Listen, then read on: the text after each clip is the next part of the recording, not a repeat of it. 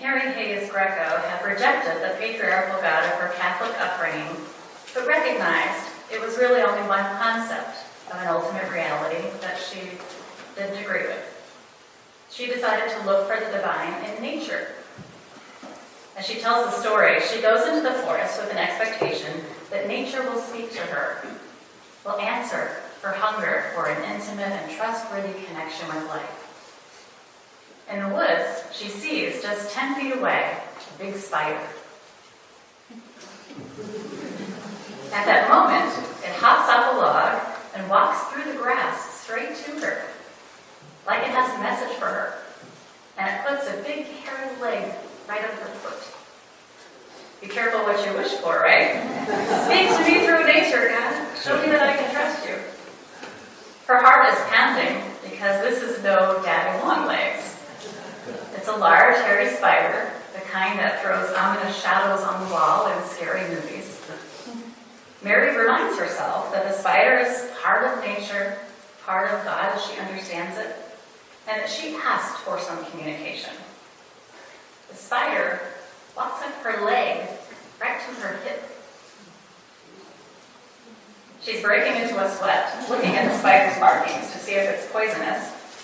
She tells the spider to stop, takes some deep breaths, tucks herself back into a state of trust. I trust you, she tells it. The spider then proceeds to walk from her hip all the way up to her shoulder. She's shaking, wondering if she could stand it if it walked on her face, wondering if life is good.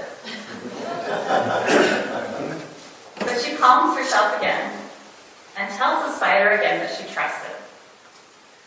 The spider then walks onto the back of her neck, where she can't watch it. I stepped off a spiritual cliff into radical trust, Mary says of this experience. She trusts God, the universe, nature, life. And then she just dissolves into the woods and becomes part of everything. Mary sits in that state for a few moments until, as she puts it, in all the cells of her body, she imprints on trust. When she tells the spider a little while later that she is ready to return to the city, it hops off her neck and disappears into the forest. This encounter with the weaver of the web of life has changed Mary, forever deepening her faith in life. Human beings have fought fear and nurtured faith in many ways over the ages. We've done it around fire circles, at outdoor shrines, and in soaring cathedrals, with chanting and praying, drumming and dancing, sacrifices and Sunday services. In the face of our fears, our species has learned to trust in something beyond ourselves, to build bonds with our fellow beings, to commit ourselves to work for the common good. Fear, in contrast, is all about self-protection. Am I safe, we worry? Will I be restored to health? Or perhaps, in regards to our choices, will I get it wrong? Sometimes our concern is not only for our personal ability to survive or measure up, but for the well-being of a self more broadly conceived. Will friends and family I care about make it through this time of political upheaval unscathed? Will the democracy we cherish be deeply damaged? At least there's not a giant hairy spider on the back of your neck at this very moment, right? But seriously, we don't need an immediate threat to our physical person to have genuine cause for fear. Mary Hayes Greco's fear of that spider was fear of a particular known threat. We also have fear of the unknown. At some point in this service or back in your workaday world, you may feel irritable, afraid, or overwhelmed by all the bad things that could happen and the forces you do not fully understand playing out in your life and in our shared life. Our neurological wiring supports two ways of responding to the unsettling events of life, with fear and with faith. The basis for both is built into our biology. instinctive, automatic. It can take over us without our consent. A faithful response, on the other hand, may require discipline. The question is, how do we prepare ourselves to respond to fear in a faithful way? A way that allows us to continue to live out our most deeply held values. Human history is ripe with examples of difficult times when the instinct for fear has gotten switched on for many people and has led them to respond in ways that cause harm to others and may not actually make them safer. Perhaps this was what Rumi was getting at when he wrote, "Don't move the way fear makes you move." We are wired to think in terms of in-groups and out-groups, so it's not surprising that scapegoating has happened in many times and places around the globe. Recent research finds that when we are faced with injustice, most humans will try to alleviate it. But if we can't improve the situation that's causing distress, we'll do the next best thing, psychologically speaking. Blame the victims of the injustice so as to silence the dissonance that we are experiencing inside when we recognize unfairness and pain. Despite our aspirations to be a shining beacon on the hill, the United States of America is not immune to this kind of response to fear. I've been reminded recently of how we removed Japanese Americans from their homes and communities during World War II, placing them in internment camps like mortal enemies. In that painful period of our history, our nation also turned away refugees of the Holocaust, among them the family of the young Anne Frank. Sounds all too familiar to me today as political leaders debate whether and how to give extreme scrutiny to ordinary Muslims, as they halted the coming of refugees from Syria, refugees who are fleeing not only a civil war, but what many have called the worst humanitarian crisis since the Second World War.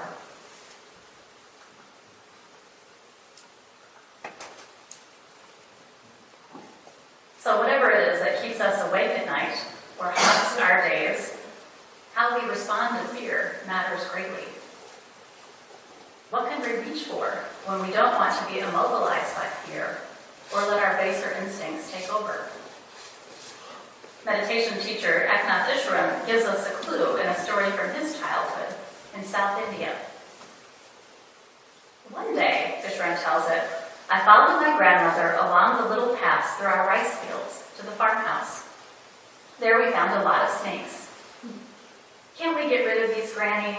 I am afraid of them. She did not say anything in reply, which meant she was going to act. The farm worker was her friend. She asked him to show me his pet mongoose. When he put it down, we watched it run round and round the farmhouse. It chased all the snakes away. Granny said, that is how the name of the Lord chases fear from your mind. Granny was talking about a mantra or holy name. In Ishran's case, as a good little Hindu boy, it was Hare Rama, Hare Krishna that Granny had taught him to repeat. But people from every major religious tradition use such a spiritual formula, a mantra or holy name, to center themselves in their highest ideals. It's a powerful mongoose for chasing away fear, right in that moment when you're in its grip. The use of a mantra is a simple and effective practice that can be used by a person of any theological orientation or belief system.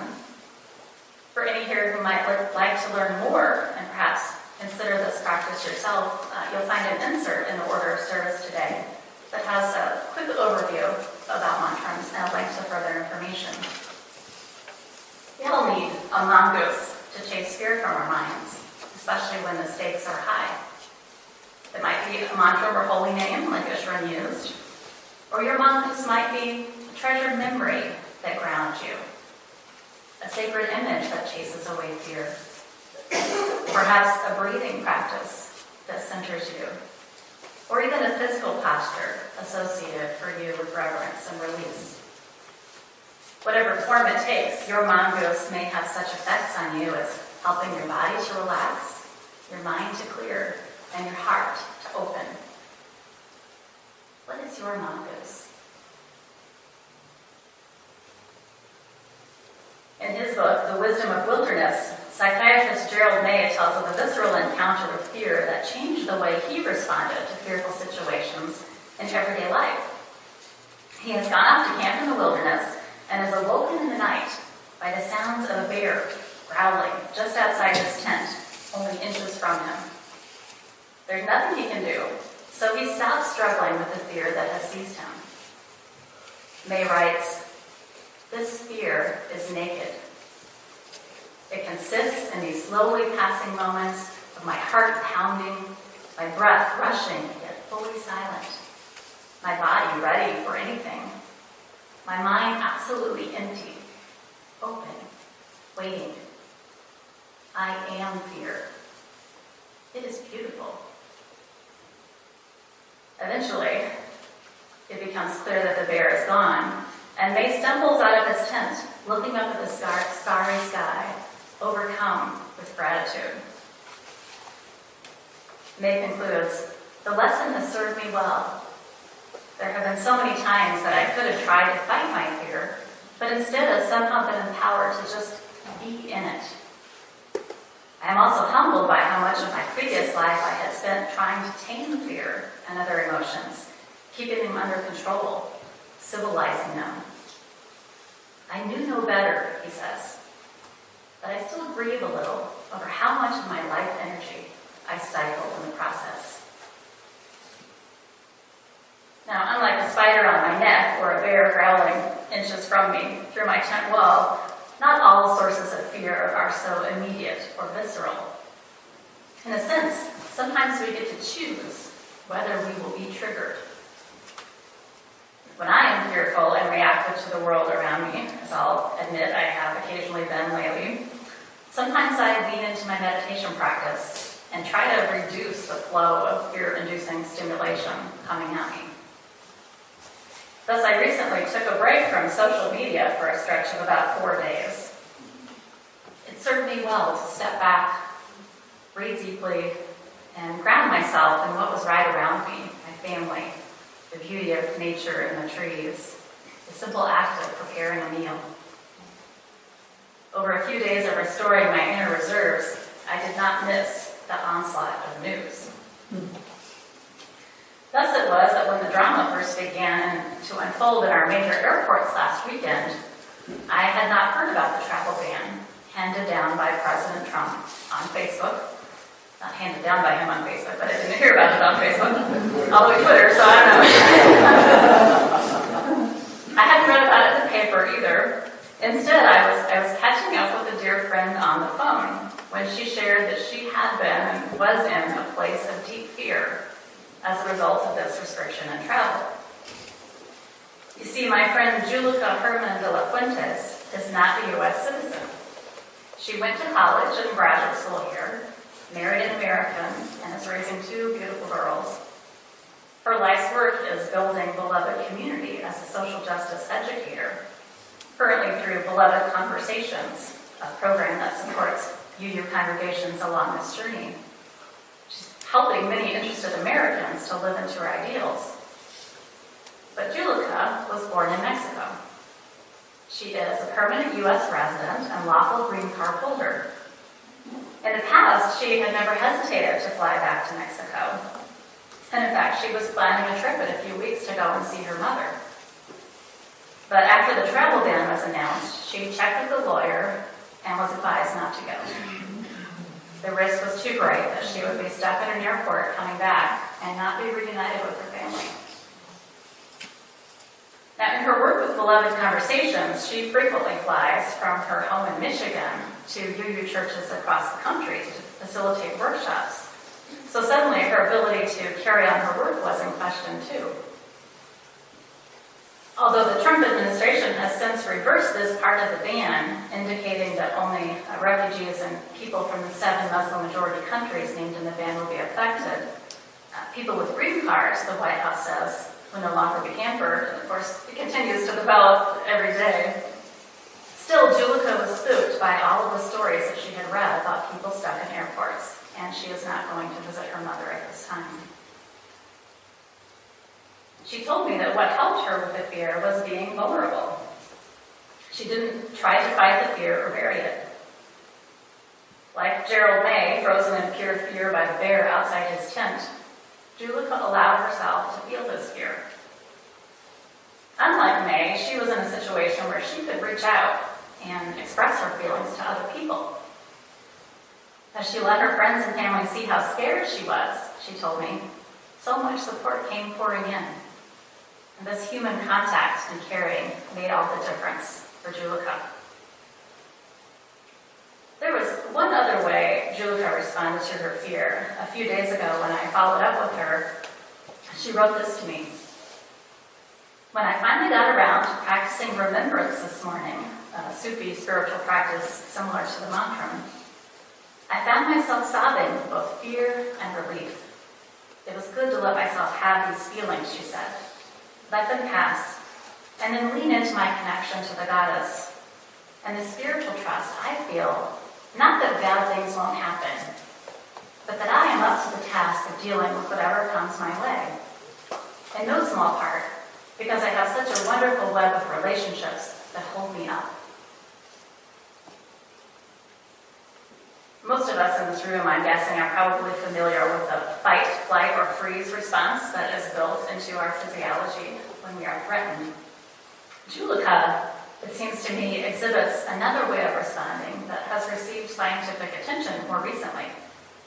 A phenomenon more common to women that has been called the tend and befriend instinct. Making and tending relationships with people who support you, who support one another. I recognize this pattern in myself as well. Over the last several years, I've been triggered in a fear response periodically every time I learn of another unarmed African American who's been harmed by police. As most of you know, I worry about what might happen to my husband, who is a not only black man, but rather tall black man, and to my sweet brown girl as she grows up. But I don't stay stuck in that fight, flight, or freeze response for very long. I move into this tend and befriend. When I'm scared, I cuddle my daughter and my husband more, and I reach out to others to develop not only supports for our family, but allies in the wider struggle for racial justice and healing. This kind of response that I just described, and the way that Julica reached out to her friends, I think it's a faithful response to fear because it taps and builds into our interdependence with one another. Tending and befriending is a healthy way of coping with fear that all of us can use, drawing upon not only our family and close friends, but also communities like this one here at Westside where people support us. I think this may also be one reason that going to marches, vigils, or protests can assuage our fear. It puts us in the midst of other people who share the same fears and the same commitments as our own. We can support each other in working toward a constructive way to deal with the various fears that permeate our society and world. Such concrete physical action helps us not to move the way fear makes you move, as Ruby says, but instead to keep walking and to choose a more creative response. When I was in college over several summers, I sold educational books door to door to help pay for my education. Is there any other Southwestern alum here? We had 2 college students visit this morning, or recent college students, and one of them actually knew exactly what I was talking about. At sales school, at the beginning of the summer, the company training gave us similar advice for handling the fear of rejection that anyone who has ever been in a sales job must face. Action cures fear, the motivational speakers told us. Action cures fear. It does. And that's just as true for personal problems and social ills as it is for having the gumption to knock on strangers' doors with a sample bag full of books over your shoulder. Maybe you have noticed this too. If I just read a lot about the bad things that are happening or that could happen, it's easy to kind of shrink into myself. I can feel my posture actually changing as I'm reading. But taking even one small action can straighten me back up. Like picking up the phone, as a number of Westsiders did this week. to call the Army Corps of Engineers and ask them to complete a full environmental impact assessment of the Dakota Access Pipeline. Or like marching at TCU with what may have been the largest ever demonstration on campus, expressing solidarity with international students and refugees and people of all faiths after this travel ban was announced. Or like going with UUs from around the state to Austin in a couple of weeks to advocate to our legislators for policies that align with our values. Action cures fear. Yes, it does. I'd like to invite you to take one small but meaningful action today before you leave this building. Many of our Muslim siblings and cousins are fearful these days, including right here in Fort Worth. The travel ban, which goes a long way to making good on Trump's campaign promise of a Muslim ban, feeds into the fear many Americans have about terrorism, which has been conflated with the Muslim faith in the minds of many. And it creates rational fears by ordinary Muslim Americans about whether they will be seen for who they really are and be treated respectfully by our government and by road citizens. So we have reached out, and several of us from Westside will be going to the Islamic Association of Tarrant County, expressing our support for Muslims in Greater Fort Worth in the next couple of weeks. And we're going to be taking a banner with us. This banner, if you didn't already see that at coffee hour, is laid out on the table in Fellowship Hall. And it has the message, Westside UU supports our Muslim neighbors. I invite you to add your name to that banner before you leave today. Let's be part of that web of relationships that supports these members of our wider community. I mentioned earlier that we would come back to the Rumi poem one more time during the service. Let us do that now. I'll read it through twice in a row so you can get your mind back into it. And then we'll have a final minute of silence. And you can just sit with the poem in the quiet. And this time, notice if you experience an invitation for you to do or be something. Don't rush it, just give it some time and see what, if anything, arises from your subconscious as a message for you. The poem. Keep walking, though there's no place to get to. Don't try to see through the distance. That's not for human beings. Move within, but don't move the way fear makes you move. Today, like every other day, we wake up empty and frightened. Don't open the door to the study and begin reading. Take down the dulcimer. Let the beauty we love be what we do. There are hundreds of ways to kneel and kiss the ground. And one last time, it won't have the silence. Keep walking, though there's no place to get to. Don't try to see through the distance. That's not for human beings. Move within, but don't move the way fear makes you move. Today, like every other day, we wake up empty and frightened. Don't open the door to the study and begin reading. Take down the dulcimer. Let the beauty we love be what we do. There are hundreds of ways to kneel and kiss the ground.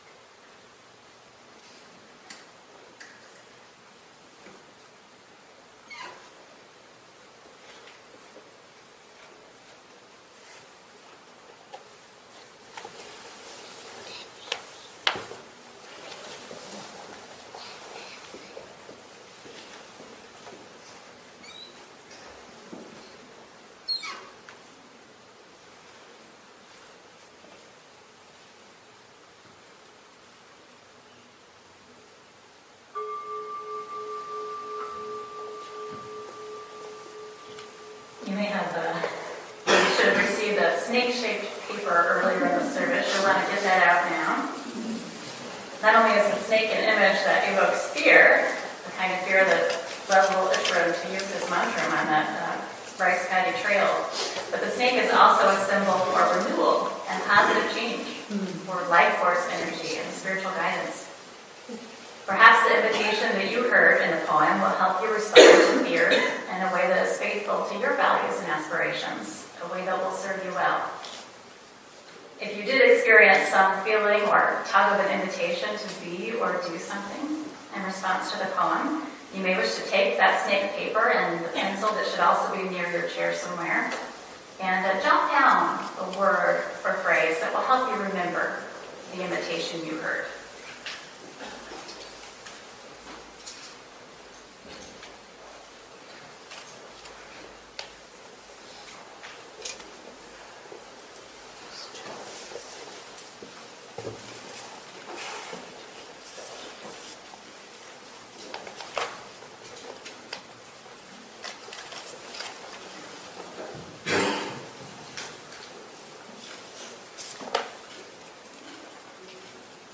It's interesting that one of the ways Rumi identifies to move within, but not the way fear makes you move, is to create beauty through music, the sweet dulcimer in the poem.